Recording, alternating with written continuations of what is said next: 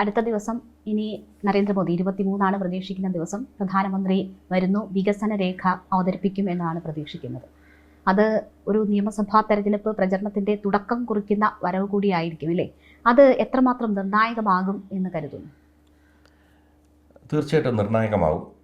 കാരണം വെച്ച് കഴിഞ്ഞാൽ ജനങ്ങൾ എപ്പോഴും ആഗ്രഹിക്കുന്നത് വെച്ച് കഴിഞ്ഞാൽ അവർ ജീവിച്ചിരിക്കുമ്പോൾ അവരുടെ ജീവിതം വലിയ കാര്യങ്ങളല്ല ജനം ചോദിക്കുന്നത്. അവരുടെ ജീവിതം ഒന്ന് മെച്ചപ്പെടുത്തി കൊടുത്താൽ മതി, താഴോട്ട് ദുരിതത്തിലോട്ടാക്കരുത്.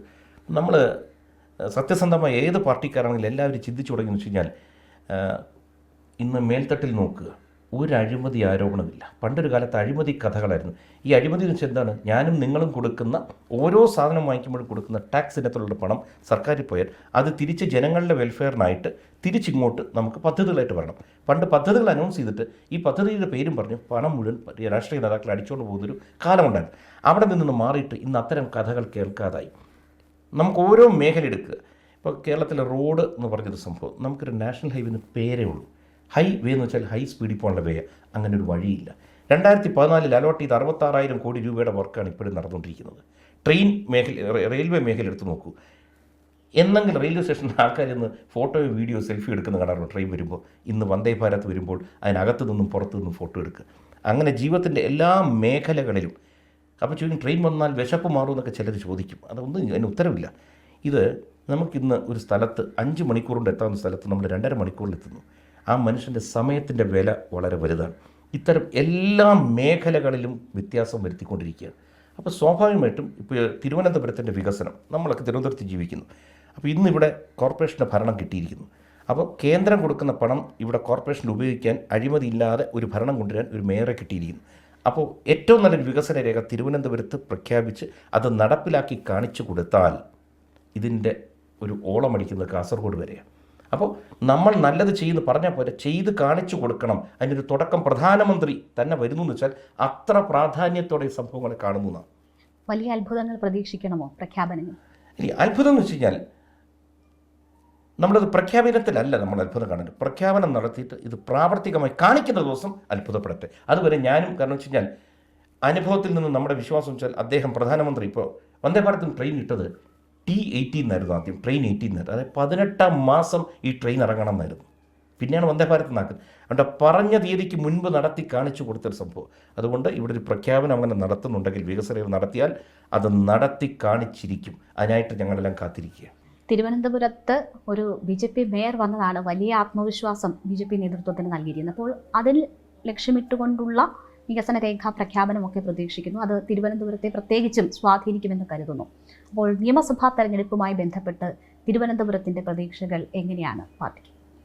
ഒന്ന്, ഇപ്പോൾ തന്നെ ലോക്സഭ എടുത്താലും ഈ നമ്മുടെ ലോക്കൽ ബോഡി എടുത്താലും, ഇതെല്ലാം വ്യത്യസ്തമായ ഇലക്ഷൻ ആണെങ്കിൽ പോലും ഇതിനെല്ലാത്തിലും 3 മണ്ഡലങ്ങളിൽ BJPക്ക് മുന്നേറ്റം ഉണ്ടാക്കിയിട്ടുണ്ട്. അതായത് 3 ലീഡ് ചെയ്തിട്ടുണ്ട് ഈ 2 ഇലക്ഷനിലും.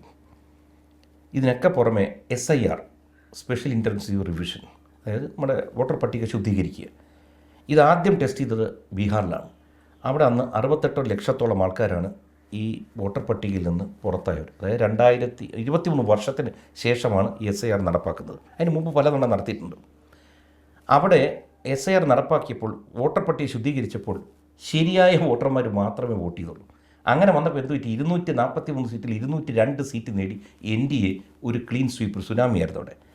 അതിനുശേഷം 12 സംസ്ഥാനങ്ങൾ, കേരളം ഉൾപ്പെടെയുള്ള 12 സംസ്ഥാനങ്ങൾ SIR നടന്നുകൊണ്ടിരിക്കുകയാണ്. ഈ നിയമസഭാ തെരഞ്ഞെടുപ്പ് മുമ്പ് കേരളത്തിലും SIR നടപ്പാക്കിയിരിക്കും. അങ്ങനെയാകുമ്പോൾ ഇവിടുത്തെ വോട്ടർ പട്ടികയും ക്ലീൻ ആവും. ഇപ്പോൾ കരട് പട്ടികയിൽ തന്നെ 25 ലക്ഷത്തോളം പേര് പുറത്താണ്. അപ്പോൾ അതിനകത്തുനിന്ന് മനസ്സിലാക്കാൻ പറ്റും കരട് മാറി കുറച്ച് കഴിയുമ്പോൾ ചിലപ്പോൾ ഒരു 15 ലക്ഷത്തോട്ട് വരുമായിരിക്കും. ഈ 15 ലക്ഷത്തിൽ ബഹുഭൂരിപക്ഷവും വ്യാജ വോട്ടർമാരും മറ്റവരും. ഇതിൻ്റെ ഗുണഭോക്താക്കൾ ഇതുവരെ ആരായിരുന്നു? ആ പാർട്ടിക്കാണ് ഈ SIR വന്ന് ഞാൻ നഷ്ടം വരാൻ പോകുന്നത്. ഞാനൊക്കെ SIRന് പുറത്താ. നിങ്ങൾ പേര് കൊടുക്കണം, ഉൾപ്പെടുത്തണം, സമയമുണ്ട്. അല്ല, അപ്പോൾ ഈ ഉൾപ്പെടാതെ പോയവരെല്ലാം ഏതെങ്കിലും തരത്തിൽ അല്ല, ഉൾപ്പെടാതെ പോകുന്നത് എന്തുകൊണ്ടെന്ന് വെച്ച് കഴിഞ്ഞാൽ SIR രേഖ കൃത്യമായിട്ട് പൂരിപ്പിച്ച് കൊടുക്കാത്തതുകൊണ്ടായിരിക്കും. കൊടുത്താൽ നിങ്ങളുടെ പേര് വന്നേ പറ്റൂ, വരുത്തുക തന്നെ വേണം. ഒരു പൗരൻ എന്ന നിലയ്ക്ക് നിങ്ങളുടെ പേര് വന്നിരിക്കണം. അതിന് സമയം കൊടുത്തിട്ടുണ്ട്, നിർബന്ധമായി കൊടുക്കണം. എന്തെങ്കിലും ആവശ്യമുണ്ട് എൻ്റെ അടുത്ത് തന്നോളൂ, ഞങ്ങൾ കൊടുക്കാം.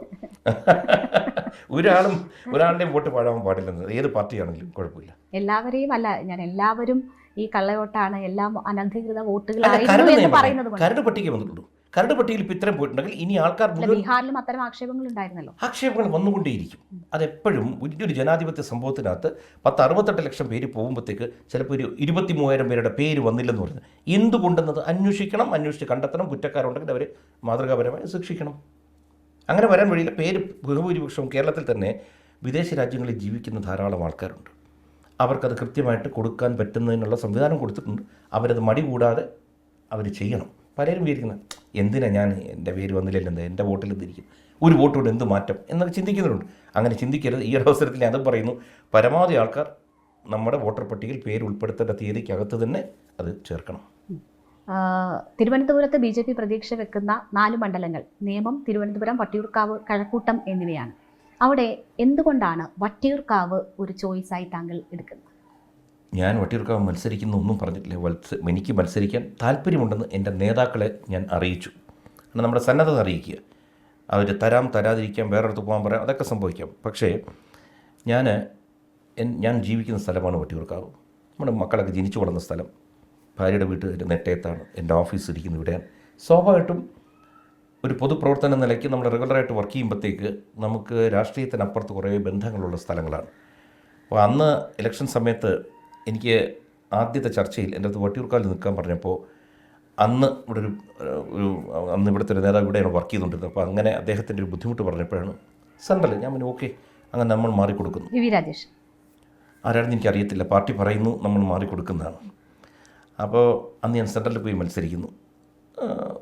വലിയ പ്രകടനമൊന്നും അല്ലായിരുന്നെങ്കിലും അതിന് മുമ്പത്തേനേക്കാൾ കുറച്ച് വോട്ടുകൾ കൂട്ടാൻ പറ്റി. നമ്മൾ ജോലി എടുത്തു പരമാവധി. അത് കഴിഞ്ഞപ്പോൾ അവർ പറഞ്ഞിരുന്നു ട്രിവാൻഡ്രത്ത് നമുക്ക് വർക്ക് ചെയ്യാം. അപ്പോൾ ഞാൻ ട്രിവാൻഡ്രത്ത് എല്ലായിടത്തും സഹകരിച്ചുകൊണ്ടിരുന്നു. അപ്പോൾ എൻ്റെ അടുത്ത് ഇങ്ങനെ അന്നേരം ശ്രീ രാജീവ് ചന്ദ്രശേഖർ അദ്ദേഹം തിരുവനന്തപുരം സ്ഥാനാർത്ഥിയാകുമ്പോൾ എൻ്റെ അടുത്ത് കൊല്ലത്ത് പോകണം. ഞാൻ പിന്നെന്താ. അപ്പോൾ ഇത്തവണ ഞാൻ പറഞ്ഞു 2 തവണ ഞാൻ ഇലക്ഷൻ പാർട്ടി പറഞ്ഞിടത്ത് നിന്നു. നമുക്ക് വിജയം കൊണ്ടുവരാൻ പറ്റിയില്ല. അപ്പോൾ ഇത്തവണ എനിക്ക് ഏറ്റവും നമുക്ക് ബന്ധങ്ങളുള്ള സ്ഥലം വട്ടിയൂർക്കാവുണ്ട്. ഇവിടെ എന്നെ പരിഗണിച്ചാൽ എനിക്ക് ഒരു അപ്പർ ഹാൻഡ് ഉണ്ടാവും. അതുകൊണ്ട് എനിക്ക് താല്പര്യമുണ്ടെന്ന് നമ്മുടെ താല്പര്യം അറിയിക്കുന്നു. അല്ലാതെ സെൻട്രലിൽ മത്സരിക്കില്ലെന്നോ അല്ലെങ്കിൽ അവിടെ മത്സരിക്കും. പാർട്ടിയുടെ അന്തിമമായ തീരുമാനം. കാരണം ഇതിനൊരു പ്രോസസ്സുണ്ട്. പെട്ടെന്ന് ഇഷ്ടം പോലെ നിൽക്കാവുന്നതല്ലല്ലോ. ഫൈനലി അല്ല, പക്ഷേ ഈ താങ്കൾ കഴിഞ്ഞ തവണ മത്സരിച്ച മണ്ഡലം ഇപ്പോഴും പ്രതീക്ഷ BJP പുലർത്തുന്ന A ക്ലാസ് മണ്ഡലങ്ങളിൽ ഒന്നാണ് തിരുവനന്തപുരം. അപ്പോൾ അവിടെ സാധാരണ നമ്മൾ ഒരു ഇടത്ത് മത്സരിച്ച് പരാജയപ്പെട്ടാൽ അവിടെ ശ്രദ്ധ കേന്ദ്രീകരിച്ച് അടുത്ത തവണ അവിടെ പിടിക്കുക എന്ന ലക്ഷ്യത്തിൽ പ്രവർത്തിക്കുകയല്ലേ ചെയ്യുന്നത്? എന്തുകൊണ്ടാണ് അവിടെ അങ്ങനെ ഒരു സാധ്യത ഇപ്പോൾ കാണാത്തത്? ഞാനിപ്പോഴും അവിടെ സാധ്യത കാണാതിരിക്കുന്നില്ല. ഞാൻ എന്തുകൊണ്ടെന്ന് വെച്ചാൽ ഞാൻ ജീവിക്കുന്ന സ്ഥലത്ത് പ്രവർത്തിക്കാനാണ് എനിക്ക് താല്പര്യം കൂടുതൽ. കാരണം അവിടെയാണ് എനിക്ക് ബന്ധങ്ങൾ കൂടുതലുള്ളത്. എന്ന് വെച്ചാൽ ട്രിവാൻഡ്രം സെൻട്രലിനോട് ഒരു ഇഷ്ടക്കുറവില്ല. കാരണം വെച്ചാൽ അവിടെ 37 പേര് വോട്ട് ചെയ്ത്.